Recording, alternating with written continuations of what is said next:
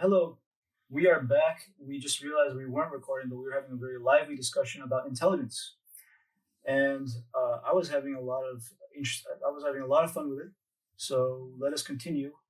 And I'm sorry, but everything we talked about up until now, it's lost. So, anyways, we continue. I don't think that introduction matters because none of it ever happened. Yeah, according to Therefore, whatever we say now is what the episode will be, and we'll either have to come back and re-say at a very, very later date, because I'm not going to want to do this again for a while. Whatever comes back. What I have generally started to learn as my own philosophy is whatever ideas come back are the important ones. The other ones they weren't that important. And one to give a small recap of what we talked about, I essentially proposed my definition of intelligence being to relate to the topic of systems thinking and emergence. If you add enough touch points to reality that keeps track of all these of different almost like parameters of reality, and you keep track of them, and you have systems that react to these parameters. If you add enough of them, then you start to treat that thing as if it is conscious, as if it is intelligent. And this is from a human bias. There is that human bias. So we also talked about the idea of pareidolia, which is like the human tendency to be able to notice faces even when it's not there. Like we're biased towards seeing faces. We're quite powerfully instinctually social. I think that's one way you can think about this. So we will naturally bias intelligence towards essentially the idea, like the more human someone is, well, the more human we treat them. And if someone is too intelligent on a certain axis, we will treat them as no longer human. They're too much in that way, so they're now like aliens. And then what I was trying to start to talk about was even that perception is person by person. Yes, yeah, there's that too. So I was saying like you were raising the idea that there is a collective definition for this, and I said I don't think there's really a collective definition, because I think between us two we will have a different definition of what that ideal human is, and what's surreal, what's not normal. Right. The last thing I began to say is like you and I's perception are more likely to differ or from each other than, let's say, someone closer to like a family member, because the influence, or rather whomever you've spent the most time with. Okay. Yes. Because or school, where you went to school, who knows what you're taught? I guess that's what I'm saying. Backgrounds, these types of things are outside influences. And then you have the internal influences that are influenced by your cognitive functions. I would probably assign that to that. Like, for example, TI, SI for you, NI, FI for me. So FI would probably talk more about how I feel about what a human's like, and you would probably have more theoretical ideas for looking at previous definitions, which would be slightly more an individual collectivist point of view. Yeah, well, I think I would base my my evaluation of what it means to be human on just like what I've observed in my life. I just have a collection of experiences, and perhaps you would speak from like an almost idealist moral lens of like a human is like an individual. Like you'd be speaking from that lens, perhaps. Yeah, and that's maybe not. Maybe not. I think if I was forced to give a definition, I would give one. And that would be spoken from probably to even. But like, NI says, first of all, who cares? Or why do I want to know that? And why do I believe what someone else tells me? Like, why do I believe that I'm human or James is human?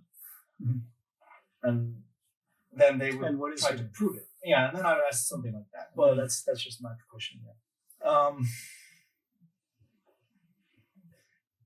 Because the other thing we were talking about was like if we essentially track the development of life over time, you can kind of see like almost like shades of living things, where humans are like the last iteration of it, and thus what does it mean for humans to go extinct? If humans evolve into something else, then did humans ever go extinct, or did they just become something? Or moreover, did Homo erectus, like Homo sapien, what's before that? I don't know, but there whatever. were Did Neanderthals go extinct? Yeah, or like, well, I mean, they say that we carry Neanderthal DNA within us. So Again, so are they extinct or are they not? Or will they, as long as that DNA still exists, will they forever go on? Then, yeah, I would say, doesn't matter. yeah. Well, this is But yeah, I would say science for people who want to give a definition of something. I would say, well, my idea is the DNA is there. Uh-huh. So yeah. Well, it's if you speak from a if you studied viruses then you would say no, Neanderthals did not go extinct.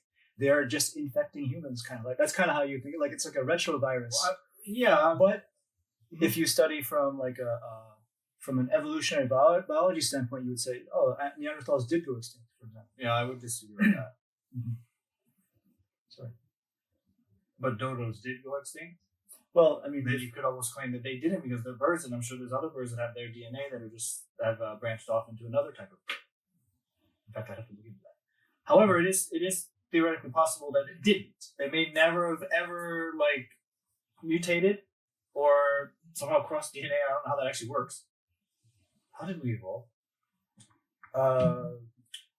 Well, it's hard to Isn't it mutations? Because you just claim we have all of us have Neanderthal DNA. No, Is that the claim? Not.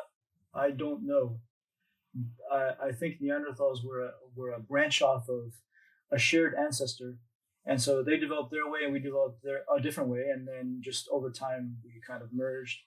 Well, hold on, this one came back again. It's more like they kind of like start to fade out, and they also suggest that there were like wars and stuff, and they faded out in many different ways, crossbreeding as well. Okay, so some of us are more Neanderthal than others. That's that makes sense to me because some people I deal with. Certainly. Well, I don't. I bet if I check the DNA. Yeah. From what I've heard, there are certain ways of thinking that were more along their line of speciality. So I'm not sure. Yeah, I only brought up the question mainly because I don't know the answer. About the DNA thing, and then like whether that it reminds me of the thought experiment of the ship of Theseus. Have you heard of the ship of Theseus thought experiment? I'm sure I've heard that. It's not coming to mind. Okay, well, it's a thought experiment, maybe about Archimedes or something. There's an old boat. It's hundreds of years old. What's it made of? And it's made of wood, and you decide to renovate it, and just like every day you replace the one plank at a time. Is it really a boat anymore? If you replace every single plank after a week, is it still the same boat or is it a new boat? I mean,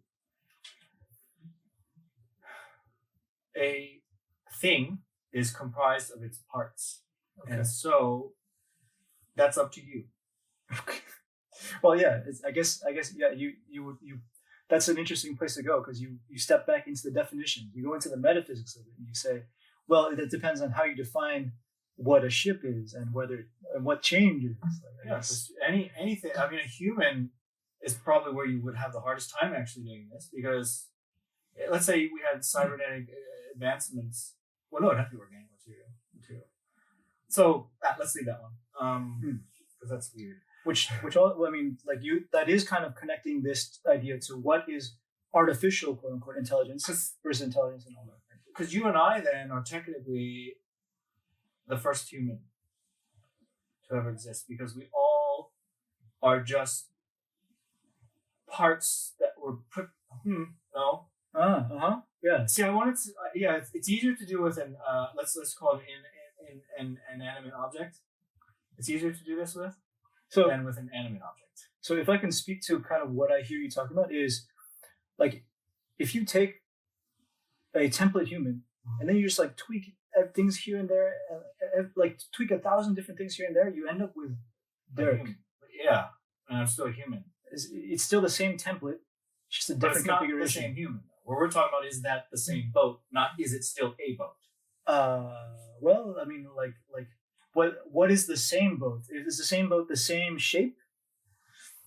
Well, then that's claiming if I took all the parts and made a plane from it. I didn't change any of the parts, but I still somehow made a plane out of it. That's Is it still the same boat? That's fascinating because what if we take the same parts, we take it to pieces, and then we make a plane out of it?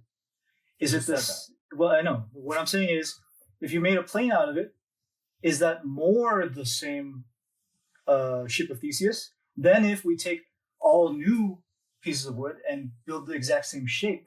And also, is it a plane? Is it a boat? Why isn't it an umbrella? It's potentially an umbrella. If I take all the parts of the plane and make an umbrella out of it, yeah. now it's an umbrella. Or is it? Yeah. What if I split the parts? I have a plane, my boat turned into a plane, and then I made an umbrella out of part of it, and then the rest of it I made what is it? God, not a cup. A table. You know, is it now a table, an umbrella, a plane, and a boat? Where's Theseus during all this? Yeah. Also, or this, I connect this somewhat with topology. Okay. Where like in the world of topology, like a cylinder and a torus are the same thing. You just take the cylinder and you attach both ends on side to side, and now, well, it's not the same thing, but what is the same thing? Like a donut and a donut and a sphere are the same thing? No, I don't think they are. Like a triangle and a square are the same thing because they both have an inside and an outside. They're the same shape. It's just different deformation. This is like when we were in Yongsan at the Square Mall. I forgot the name of the mall, and we were talking about squares. I swear, like a one-dimensional object. Oh yeah. This feels like that all over again. Yeah. So according to topology, if you define, well, like that's essentially the definition of a polygon. Like all polygons, they have just different numbers of sides, but the shared definition is they have an inside and an outside. So from the world of topology, you can describe it such that a square is a circle, for example. And how do we know a square isn't a boat? Well, you see, like if you deform it properly, let's see, what is a boat? Well, it's a human definition that we have all agreed upon socially. Right, but societally. Is it any vessel that floats on what is a raft a boat? Well, it depends on how, like, what is the definition of a boat? I think practically speaking, when I say practically, I almost view the word practical is does the definition contain utility for humans? That's what practical means. So if me calling a raft a boat helps us use rafts and boats, then we can call a raft a boat. A raft is a boat if you have oars or sails to propel it, or an engine. Okay. So like, otherwise it's technically not. I think it has to be a small vessel. Well, I don't know if it'd be small. Small vessel propelled on water by oars, sails, or an engine. Which that's what a boat is. That's what they're defining. That's what I'm getting a definition of. So what I hear us pointing to here is the inevitable human nature of the words we use, and like I don't care about all that, because if we ask the definitions we use are what are useful to us as humans to survive. That's what it means to be practical.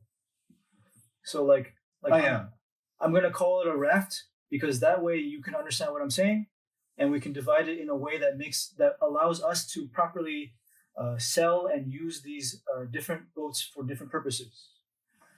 So I feel like that kind of points to like why we use definitions at all, and also the human-centered nature of definitions, which we talked about with pareidolia.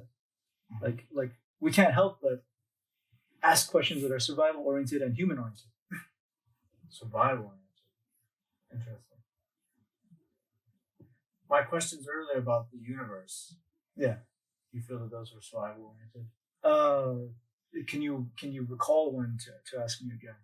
I don't know if I actually made a question. I just told you I was exploring the universe in my head. Uh-huh. I ended up in different places. I guess Mm-hmm. So like the instinct or the certain people's desire to explore and inhabit the solar system, you can hear the survival orientedness of that. What about, which I didn't get a chance to finish because we were talking about beforehand, before we recorded the failed recording, we were talking about consciousness, and I was talking about what if unethically we created an organism and that had intelligence. Yep. Which I think you can also hear the survival orientedness. I don't actually, because that led to, when I didn't tell you, like I went to a bunch of places. So I was talking to you, I'm just recapping about my thought, like where I was going. I went from the universe to here to there to everywhere. And that was actually a few days before I started talking about AI. And then I was talking about consciousness and talking about the ability for other organisms, already existing organisms, becoming conscious, and then AI. And then I actually was not only questioning, but I first was like, no, I don't think so. And so I was like, but let's see, right? Mm-hmm. Let's not be stubborn here. And so I tried to just look at it from an outside, perspective. Why not? I always ask why not. If so I ask why and it says, it gives me an answer, then I always ask why not. Or I always negate the thing that I'm doing, whether it's negative or positive. I go to the other. Anyway, that being said, very interesting. It was like, well, it's, you can't really, basically, I was talking to ChatGPT. It's like, you can't really be on silicon and be conscious. I was like, okay, well, let's think outside the box here. Let's take that chip idea and put it into something organic. I'm not saying, like, let's just for a moment, let's say we don't have the tools yet. Obviously, we don't have the know-how, we don't have tools. What a weird definition of consciousness, by the way. It's a very, to me, it's a very... I haven't defined it yet. Well, that's ChatGPT's response was like, oh, of course it can't be conscious because it's on a silicon. Well, I'm over, what's the word? Like, I'm doing a lot of things that weren't, it's not accurate. Yeah, I understand. But some people would make that separation. And what I hear in that separation... Wow, I found it. I found where the branch came. I branched off of talking to it was talking to me about the barriers to AI, consciousness. And then the moment I saw biological versus synthetic, I was like, yep, you just gave me the answer without even knowing it. Yeah. So what I hear in that, though, is I almost hear like the echoes of a religious past. And someone saying like life is sacred somehow, and things that we don't call biological life cannot hold the same characteristics that biological life has, and thus we can't call this thing conscious. And like that line, I think, is very it's just a metaphysical echo of our past. Yeah, and that's why I sort of mentioned a lot of the ideas I was having were uninhibited, and might use that word, ethically speaking as well. Because a lot of the reasons why we'll say something's not possible or it will never happen, so there's actually not possible, never will happen. It's what will we allow to happen. Yeah. If we decide as a human race that this is not ethical, or whatever, your government or whatever, then it won't happen. Perhaps potentially. I mean, there's probably some evil mind out there. Evil's not there. Someone like myself who's going to do it anyway. Well, and so also ethics can adjust over time. Yeah. So that's why I'm like, I don't need to think about that, because like the whole point of the way I think is there cannot be any barriers. The moment I place barriers on it, now of course this is like, don't get stuck in an NIFI loop. Don't just think about things that obviously aren't possible currently, like with what we have as humans. But it still is, I don't know what the word I'm looking for, suffocating to limit myself in thought. In the early stages, all early stages. I'm still in the clouds. It's opposite of any. You're mapping things out to the point where it just becomes a expansive cloud of ideas and maps. Whereas I start there. Yeah. Also, I hear how SI can be very suffocating to NI, because SI is like, I've never seen that before, and thus it doesn't exist. And you're like, and I was like, well, of course, that's the whole point. Yeah. So just be quiet. Yeah, like whatever exists, I'm not going to look at it. That's what NI says. Yeah, and I'm actually. Oh, yeah. You just said. Well, sorry, yeah. So just to sort of read what I wrote here, it's like it says, well, okay, here's the reason, here's the barrier. So barrier doesn't mean it's impossible. It just means it's an obstacle. Okay. Biological versus synthetic. The processes in the human brain are chemical and biological. Fine. Yeah, but that's such to me that's such an arbitrary line, and not just computational. Because I brought up the point. I was like, well, we have computers compute. I was like, yes, so do we. So yeah. And it's like, well, yeah, but computers don't have biological or chemical blah blah blah. And I was like, not yet. A lot of the things I say are just end with not yet. Yeah, because we will get there. Yeah. So I'm just reminded of the second book, or also Hal from 2001: Space Odyssey. The computer. There's like a computer there's an artificial intelligent computer that says like, I'm sorry, Dave, I can't do that. And like we can basically create that now. Like we just need to have it. Just need to teach it to reject certain commands based on certain. Well, it already does. ChatGPT exactly all the time. Exactly. That's unethical. So like we basically already have Hal. I hear that all the time. But what I observe in the debate about consciousness and applying it to these AI systems is we keep on moving the line in order to protect like the sacredness of what human is. I hear a survival bias. And that's why I don't want to claim that intelligence is a human thing. I just said that's why something is something, but maybe what you said is not the one in. Oh, it's Korean. Anyway, lost my train of thought.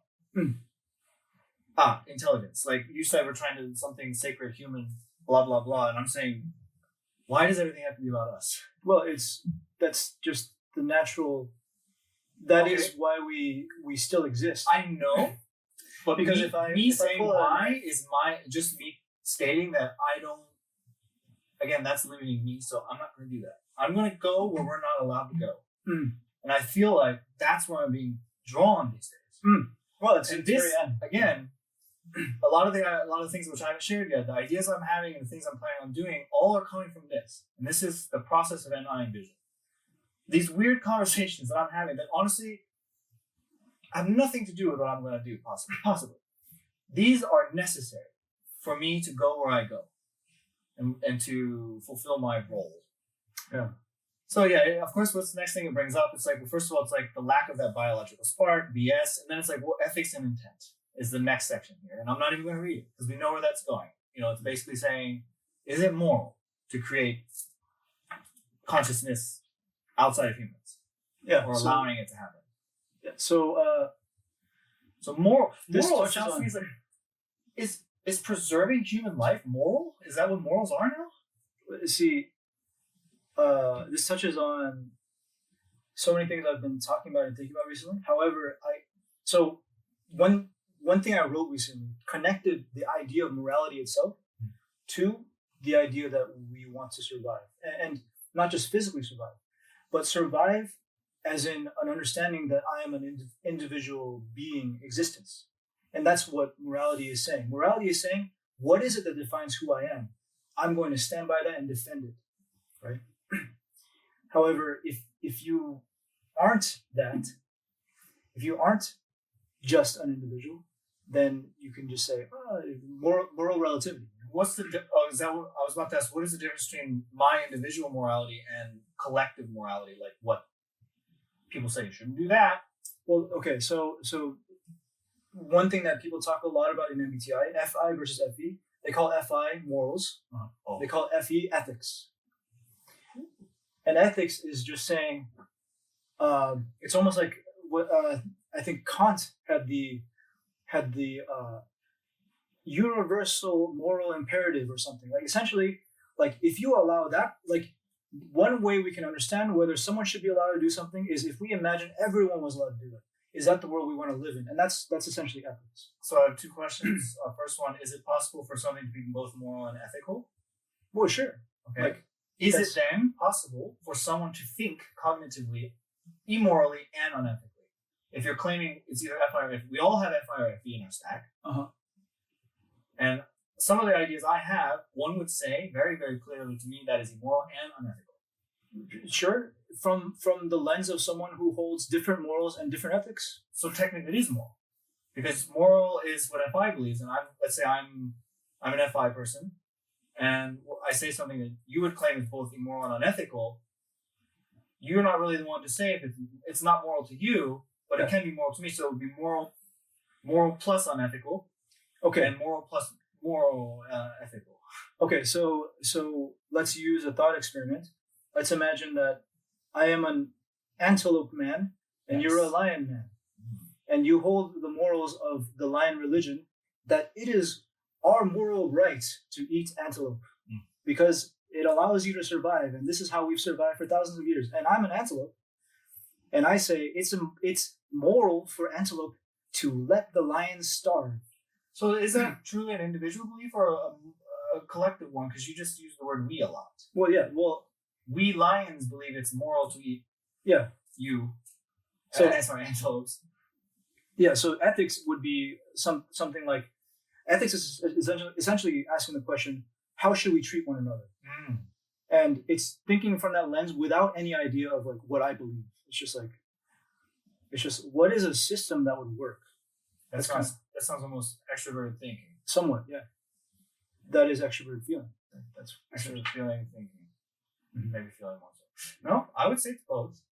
No, well, extroverted thinking, I almost view extroverted thinking as like, okay, well, we've established the ethics. How do we make sure that happens? That's T. All right. Like we're gonna pass a law. Is TE always so active in that? Like, well, yeah, TE always asks the question essentially. Okay, enough talking. How are we gonna do it? That's kind of how I do TE. But isn't it also organization, and wouldn't be organizing what's ethical and not ethical also part of TE? Could be part of TE. Well, it's essentially doing what FE is doing, but from a different perspective. Yes, but TE has like that grounding quality to it from what I've seen. It's like, yes, enough talking about it. Like, how are we going to make this happen? Devil's advocate. In order to make it happen, not do that in an FE way. No, let's stop thinking about it. Let's make it so everyone feels the same way. Well, yeah. So the FE thing is, hold on. I thought this was what ethics was, and that's why like ethics. That's why FE kind of have the stereotype of being like gossipers, because that's what they're doing. They're like saying like, I totally thought that this person was doing something that we decided was unethical.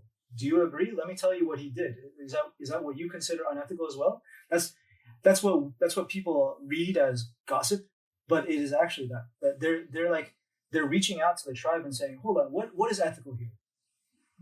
I could see that very quickly becoming passive aggressive too. Well, yes. Utilized in such a fashion. Yes, because perhaps they also carry within them like I cannot directly interfere here because that would be unethical. That would, like I'm going to respect them. However, I'm also just not going to approve of what they're doing. And T, I guess, is more aggressive. T is not really aggressive. It's just that it's not real until it's clear that it's going to happen. Right, but I mean, while they're making it happen, they're not going to stop and wait for you to tell me if it feels good or not. Well, they're like, no, this is what we're doing. Well, it's just that's aggressive. Like, well, you can. That's an interpretation that is aggressive. What I mean is, it can go the same. Like, it's not originally just like FE's not. It's not even gossip, but it can be utilized in a passive aggressive fashion. Mm-hmm. And T can be used aggressively, like in the STJ telling you all the time, like, do it like this. Sure. The passive aggression, I think, is a T perspective on FE, and the aggression is the FE perspective on T. That's what I meant, because I was also then going to bring up what someone finds to be aggressive might not, like someone else is like, oh, this is we're guys are doing this. Yeah. And so feeling, what's wrong with? We all just want to feel the same way. Yeah. So like a T person, like this is kind of how I see politics somewhat. Mm-hmm. A T person would look at another T person making a move and saying, it's about time. It's about time someone was making it happen. That's what T would see T being like. Okay. Like everyone's been bickering about like how this should happen. Someone's actually making it happen. I thank you. That's how T would say. But then someone who's not T would say, oh, they're ignoring what everyone's talking about. Like what T is calling bickering is what we would call debate and establishing what is our shared truth. So I'm gonna. Yeah, I know. keep myself from commenting. Uh-huh. And so that was branching off of, how did we end up there? We ended up there. Ethics. I think Ethics we and intent. were drawing a line between morals and ethics. That wasn't the goal. It was just I was claiming that the way I think is sometimes unethical and immoral by a large portion of the population's standards. Yep. And I think this is what you're speaking to is essentially the fundamental choice that you can say is being made between TE and FI, which is like which one are you going to favor? Are you going to favor an individual person's morals, or are you going to favor like how to get something done? And you tend to choose how to get it done. Yeah, the latter. Yeah, and that is why I will still probably check in with myself, or that'll still play a part in it. But I feel like I will still even go against what I feel is right in order to get it done. Yeah. Because NE is king. Is king. The vision is what matters. T is serving NI. And FI is just like, here I am. Okay, well, we don't care. So, and so then the discussion went along the lines of where the lines blur between AI and humans. And obviously, hybrid evolution came up, talking about cybernetics, or rather cyborg enhancements, technological advancements, neural implants, which is already being proactively, I would say, being developed. It's been around for a long time. Oh, okay. I'm talking about the current things, like trying to help people with neurological disorders feel, or what is it, like, not feel, help them, that's lack of a better word. Yeah, like implants. Like MS, or people with MS or other neurological, I don't want to use the word disease, or I don't know what word it is. Because I don't want to say weakness. It's not a weakness. It's just and then the category of these things is called BCI, brain computer interface. Brain computer interface. But there have been many people that have stated a very similar thing, which is we have been cyborgs for a long time already. Like everyone, like if you leave your phone at home, you're like, oh, like there's like 80% of me is not with me right now. Yeah, I made the same argument with different wording these days, just saying, like, especially in Korea, go on the train, me and like one other guy out of 100 something people not looking at their phone. It's interesting. That's something we can maybe discuss further later, but like the idea more so is direct implants and direct obvious things is what I want to talk more about, not such abstract things. Which I think you as a TESE person would rather use as the dividing line between what is a connection between computer and human and what is not. Just a visceral connection is where you say, we're connected now. I just think that's where my vision's going. I can see both as the same thing, different types or different. Yeah, that's not a problem. But the question was then, like, well, how do you, like, when do you make the shift from human to complete? Like, if you're made of 50% cybernetic, you're a cybernetic organism. And I thought that was interesting. I let that go because, like, that actually sparked the idea more, again, about consciousness and biological substrates and, like, the ability to, because, like, it was talking about, like, silicon and other medium. Like, it would require another medium in order to produce this organism I was talking about. Can you also hear, though, that this question that is being asked about, like when does a human become a machine, for example, is the same question as the ship of Theseus. Yeah, and actually, I didn't ask that question. It did. I didn't care because I don't care. In fact, I was just looking at what is possible.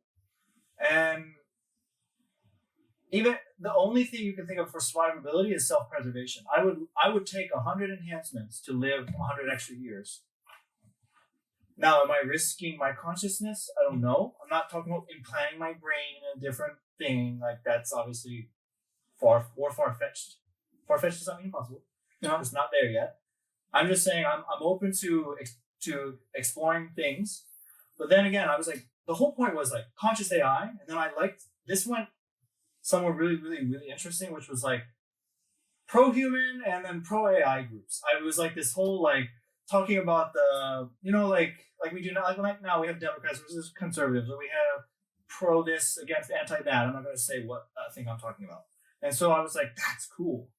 I rarely think like this. Usually I'm just like exploring and having a good time. But I stopped and I was like, that sounds horrible. Because I know people will hate this idea. Yeah. And that means it must be a good one. Because I typically really come up with the best ideas. And I'm not saying this is obviously something people thought about. I'm not claiming this is an original thought. But it's, this is only halfway to where I ended up. It's a new realization for you, which is all that matters. Yeah. And so I was like, all right. And so then I started talking about personal things. Like, I'm just like, the reason why I'm talking about these things is I'm trying to leverage, my visionary thinking and thought processes to kind of, better serve my role.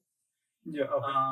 And better, I'm using T words here, but like to better, like, I have potential, and I'm only using a very small percentage of it. Mm-hmm. I want to use all of it. Nice. And I can't just go from, let's say I'm at 10%. No, I'm not going to jump to 100%. Actually, that sounds dangerous. It sounds unwieldy. So, and then it grounded me. It was like, well, dude. Started speaking SE to me. Yeah. It's like, you can't. In fact, I ended up talking about SE later, about how SE as an inferior function can go into overdrive. Yeah. When I'm having troubles. But like, yeah, you have some. Oh, it's just a fascinating idea to think about how if NI is maximized, that's a fascinating idea to have, which is, it somewhat reminds me of the role of someone as a futurist, someone who sees like where we're going and they speak to that. And that's also what you call a visionary. That's actually what I ended up talking. That was later in the conversation. I was like, why am I not sharing my ideas with people? The far-fetched ones. I'm talking the ones that are unethically immoral or just don't make sense yet, because they might make sense later. Mm-hmm. And part of this, the reason why they came up is because lately I have been using extroverted thinking far more than I want to, far more than I'm comfortable with. I'm tired. I became ill. I'm still technically ill. And I had to think, I was reflecting to myself, why is this happening? And I realized I'm stifling my own creativity by trying to get things done. However, fast forward to the end of this, I still got to do it. Yeah. But now at least I have a different plan. Yeah, and just what I'm hearing you say is your psyche, your unconscious is saying, NI. Remember that NI is still like the hero function here. Yeah, it's taking back the reins. So, income for survival came up. Talked about you have to have income. You can't just jump into NI and start doing your NI stuff. I can't just jump to a blog, jump on whatever, and just start typing in my ideas and expect to survive off of that. I will eventually. And so I still have to create my SaaS. I still have to create my MBTI tools. This is something I've been working on just for the sake of saying it on camera lately. And of course, the motivation is not just to make money. I mean, it's not that. It's really, I want to create a lot of different things that help us do the same thing, accelerate, T word, our impact, again, probably all T, or rather the effectiveness of what we're doing, which is something you probably don't like or don't care about. It's just like, well, I can facilitate that. I would love to facilitate that so that everything that we say or do is just heard by more people, for example. Okay. And there's nothing, I don't think there's anything wrong with that, because it's a faster expansion. It's like I'm trying to put a twin turbo on your NE, so to speak. Yeah. Which it could be dangerous. It might be a bad experiment, might fail. That's great, because then we'll know. Then we can, again, we'll recommend, hey, don't let an INTJ twin turbo your NE. Mm-hmm. But all I'm saying is it's like facilitate that. Anyway, I'm coming up with ideas and just like, I really, really want to just do what I'm meant to do. And it's all Keikaku-Doori. It was basically the end of it. Nice. So small wins, stepping stones. You talk about shots on goal many times. Same thing. So I was actually questioning myself, and this is a lot about me now, but why am I creating apps using AI, free tools and stuff that already exist and much better versions? Mhm. And I started to think, I wasn't like, oh, I'm not going to do it, I'm going to quit. I wasn't like depressed or anything about it. I was just like, okay, let's, it's always good to question yourself along the way. Am I actually on the right path? Am I on someone else's path? Where am I? So I poked my head out of the ground real quick and I was like, okay, I see. I did some research, looked up some ideas, talked to ChatGPT, talked to some other people, and realized, yeah, it's still a viable thing. It still gets me to where I'm going. And it's still a part of my bigger idea, which I have not yet introduced, and I will introduce soon. The bigger idea, which I've discussed with you, which I'm not going to talk about now. But it still comes into play. And so the answer was yes, I am on the right path. And I was like, yeah, cool. I just checked in with myself, and now I feel clear-headed again. And good. I see. Point is clarity. We brought clarity. So I had mental clarity there. And so why am I telling this story? Actually, there's a reason why I'm telling it. It's not just to talk about myself or to promote anything I'm doing. These are thought processes that I feel are very useful for people who hit those barriers or have those moments where they just don't get it, and say, I'm not like, oh, it's okay. I'm kind of saying that, but in my own way. I'm not claiming it's okay. I'm just saying, why give up right away? Ask yourself the questions first. Do these thought experiments, if you will, or whatever you want to call them. Write stuff down and just make a checklist and check it off. And like, if 8 out of 10 of the things you're working on still are valid, then keep going. That's just a random thing. You can do it however you want. Flip a coin, I don't care. Just sometimes it really helps to stop, ask yourself, are you on the right, especially for someone with T, I guess. Yeah. And I suppose it could work with other extroverted functions. Like, am I doing too much of this is the question, really. And do I need to pull back? Do I need to let the hero function do its job? Am I neglecting it? And do I have a healthy balance mentally? Yeah, it's actually a recent discovery I've made. If I may step in and speak about like the INTP perspective, please. Where I almost might view it as like when I have done a lot of TINE, where like I've done a lot of new stuff. Eventually, my brain just says, "I'm in the middle of processing this. Like you cannot take it anymore." And part of me is like, I want to keep reading more, but it's almost like unconsciously my brain says I'm still processing something in the background, and I might view that as SI. And so I've just come to just trust that and understand that there's nothing I can do right now, and I will just rest and relax and do something else until my brain tells me, okay, it's ready again.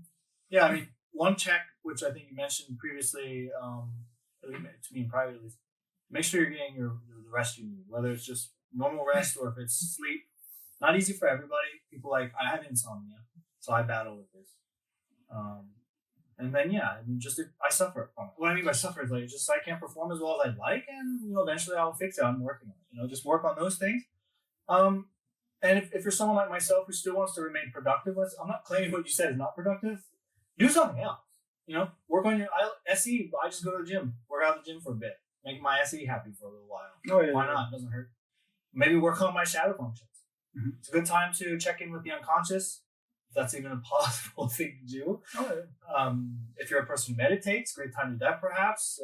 Whatever. Just stay ever vigilant. No, just look for that balance. Just check in with yourself. Say, hey James, how am I doing? How's that work? Hey Derek, how am I doing? Mm-hmm. Not in an FEU way. You can. All I'm saying is, you actually know the answers to everything. Oh yeah. And you don't have to look elsewhere. I think that's why people scroll Instagram endlessly or watch YouTube. They just feel like all the answers are out there. Now, this is not to say you shouldn't watch our video. What I mean is, we're just gonna point them to where they're not looking about Yeah. for themselves. So that's why we're better than those channels. T. Yeah. No, anyway, my point is sure. What I mean is, yeah, don't look for someone else to tell you what to do, because I don't feel that's what we're doing. No. I'm kind of doing it. I sound like I'm doing it. I'm just saying, hey, here's a thought. This worked for me. Yeah, there you go. Yeah, I'm not claiming I have 10 Lamborghinis from it. I'm just saying this worked for me, and it might not work again. I'm just pointing out something that occurred, and I would like to share that. That seems to be the TE approach to it. Is like, hey, this worked for me. It is let me save you some time and give you an efficient path to get to where you want to go. That's what I hear is TE. And my approach is to to speak to what assumptions you currently have and question them. And then now there's an opening. That's generally my approach, it seems. Yeah, that's why I tried to the best I could explain. Like, look at your cognitive functions. Look at how you work. This is up to you, up to the individual, how that goes, and figure that out for yourself. Obviously.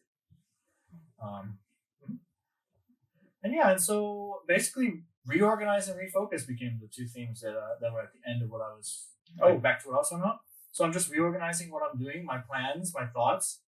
And I'm reprioritizing, which didn't come up, but that came up inside of me. I'm reprioritizing what I'm doing. And actually, I will kind of plug what I'm about to do. I'm working on all these SaaS things. I'm doing a lot of prep for something that hasn't started yet. Mm-hmm. And there's a point where it's too much. Over perfection. Inferior SE trying to step in somewhat.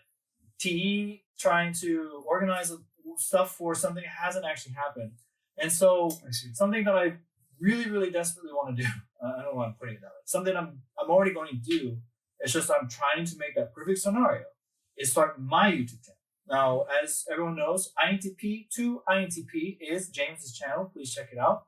Link will be in the description of this video when uploaded. I'm actually starting mine. I've come up with a name, so I think I'll share it. I don't know if it's what I'll stick with. It's called Visions of Derek. Visions of Derek. Okay. Yeah, I mean, I was kind of tossing back and forth. Should it just be my name? No. Why?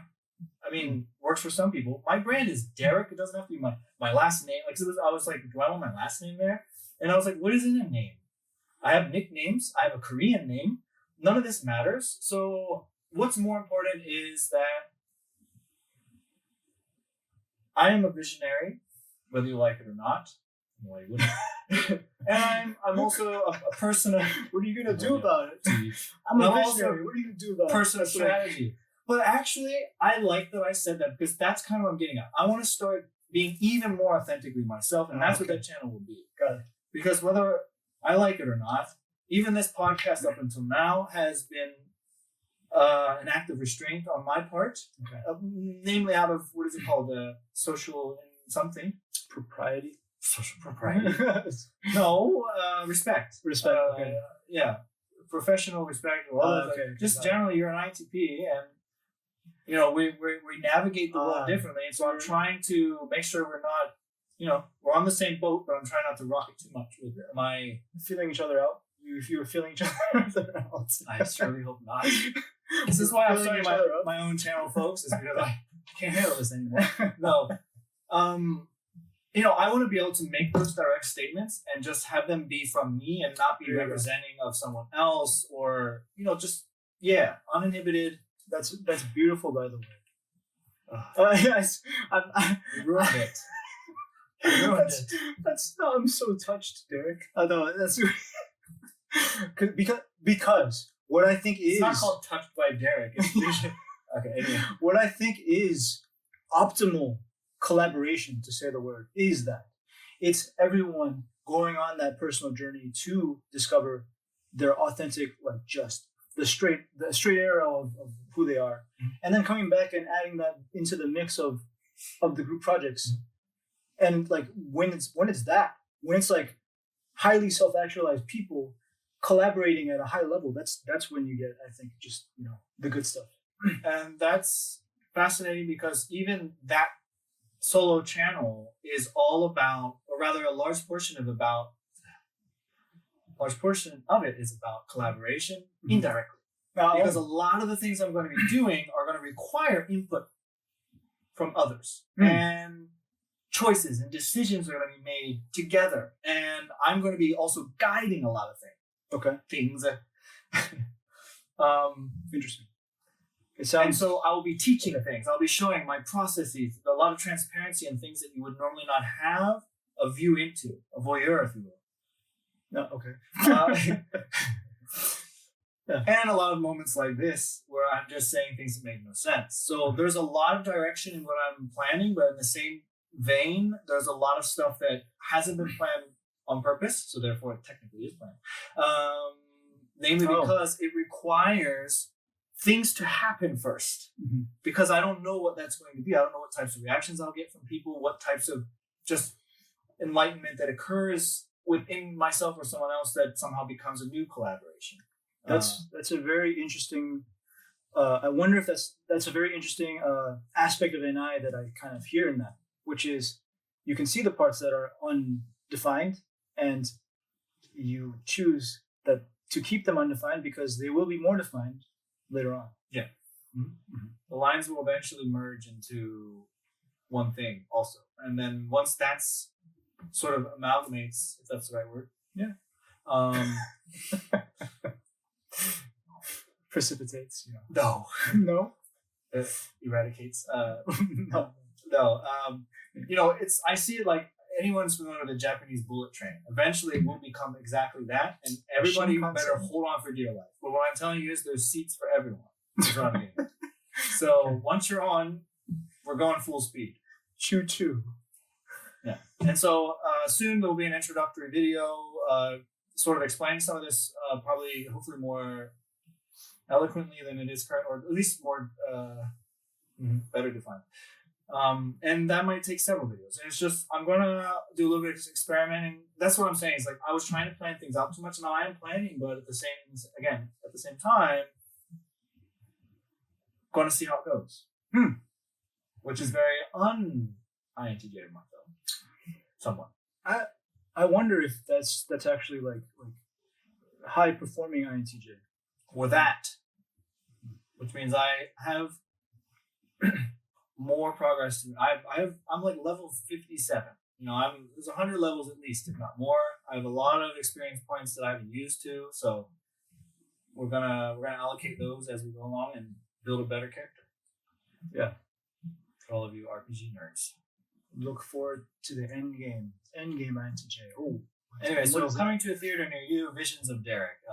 The channel should be starting soon. In fact, it might even already be started by the time this is published. Oh, considering I'm backlogged. Actually, you know what? This will be the next video I'm uploading. Just for the hell of it. Why not? Anyway, none of that matters.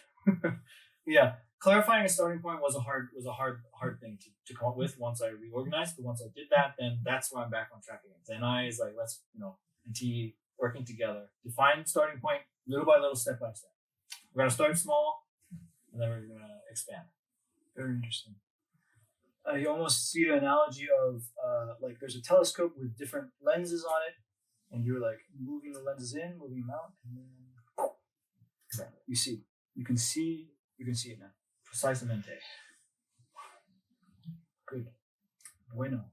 I don't think the word I said was actually Spanish. I don't think it's a real word. So yeah, I don't know what that has to do with consciousness, but I think that train of thought, even for me, is interesting to retrospectively look at. Like I went from, honestly, this was a week or so ago. I was looking at planets. This is all around working as much, like just all day, every day, and just sleeping. And I was just started looking at planets, started thinking about the universe, and then I actually went a different direction, came back and looked at the evolution of man and how long we've inhabited the Earth. Wow. And then I came back to the planets again, and the next thing you know, I was like in other galaxies looking at planets there, or at least ones that we've spotted. I forgot. There's one I really like, and I forgot the name yet again. I don't remember what it is. Alpha Centauri. No. That's the closest one. No, it was quite far. It was the second planet. It was a solar system, actually, because I was looking at one that has two stars, which was fascinating. Okay. And then I ended up looking at one that had only like 4 planets, I believe, 3 or 4. It was the second planet. I still can't remember the name. but I think it looks like it's actually, and it wasn't this wasn't the reason I liked it, but it does have potential to be terraformed later. Although I don't know that we'd ever reach it because it's like super far out. But yeah. Anyway, and then all that led to talking about AI, talking about actually, I was talking a lot about AI replacing developers and etc. Actually, previously I had talked to ChatGPT about AI already running its course. In my eyes, and what I mean by that is there's actually still a lot left. I did more research into what is going on currently. There's a lot of stuff that's really cool stuff, especially biological stuff, like cancer research and things like that we still haven't gotten. Like we're just brushing the surface of. And that will happen, but I don't. That's not where I see my vision's not leading me that path. So that's why it's not relevant to me. It's relevant to the human race, but to humans. But yeah, and it will be. It's relevant to some other person where they see their path going that way. And it's not to say it won't intersect later. And that's what's like. It's still open. Like I'm not. Nothing I say is definitive. Yeah, so to speak. I wanted to share the first. Did we ever talk about the Hermetic Principles? Yes. But yeah, we did. Okay, so the first Hermetic Principle is all is mind and the universe is mental. All is mind and the universe is mental. So when I hear you talk about everything you're talking about, I almost kind of hear like almost a theme. And theme or no theme, it shows you that I've opened something. Like I'm letting neurons fire that maybe we're not firing.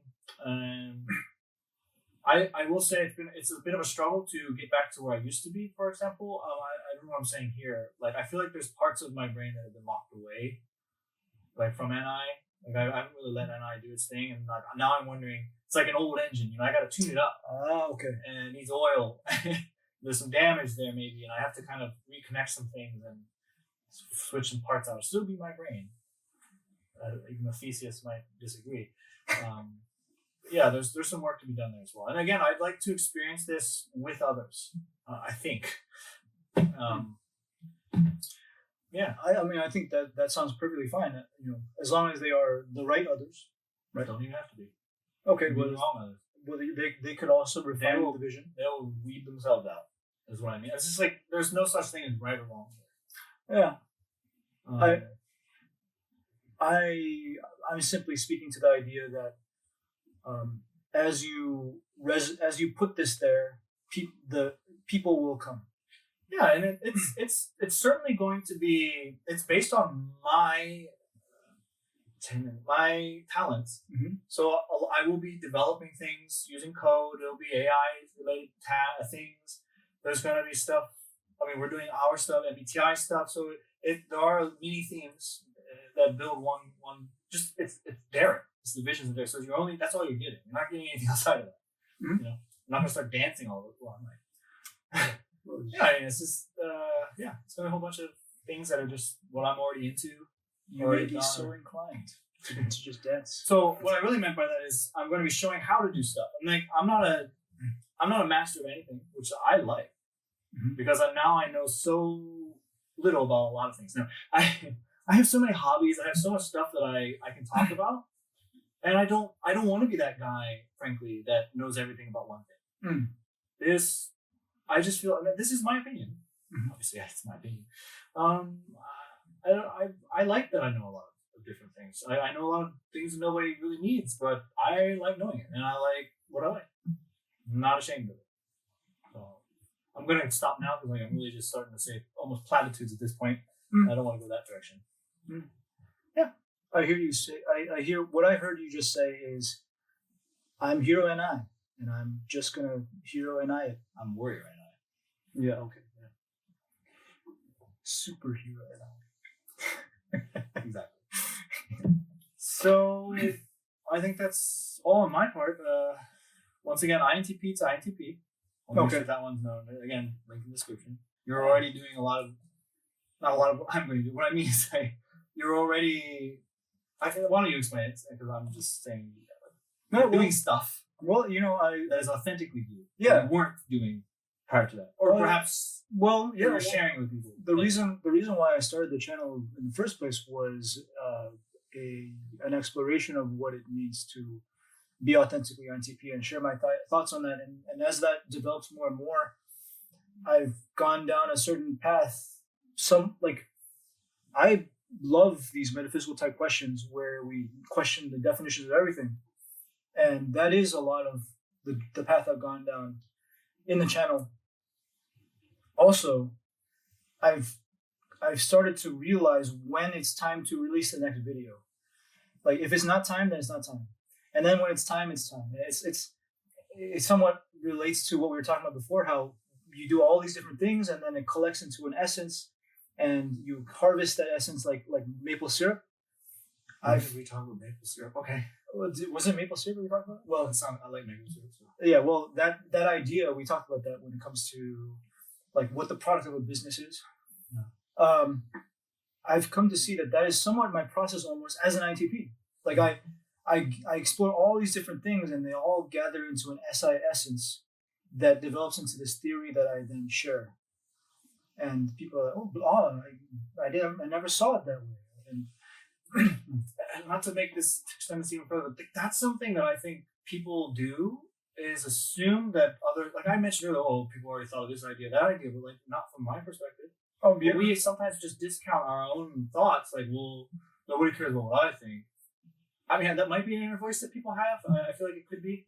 And so I guess you and I are also trying to say, without saying perhaps,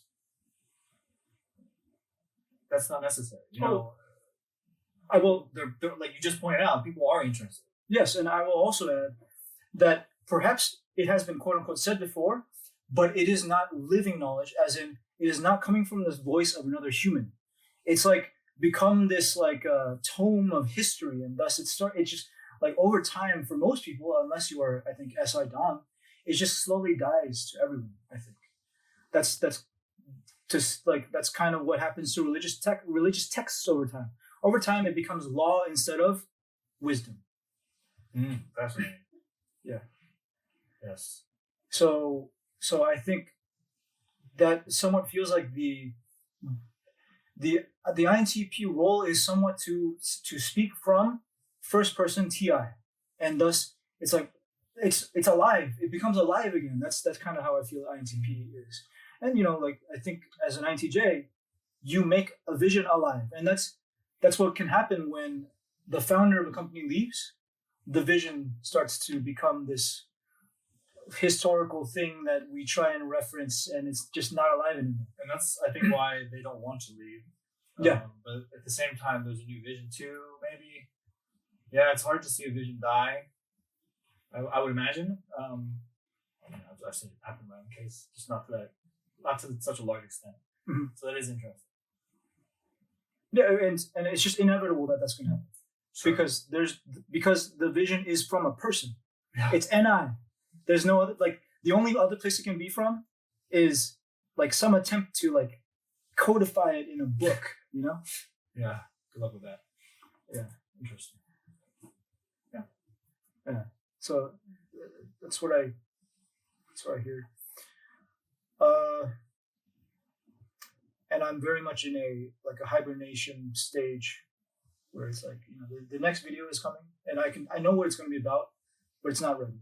Yeah, it's the same thing you said before. It's like you can try to TINE forever and then just get burnt out anyway, and you can't rush it. It's subconscious what is being processed.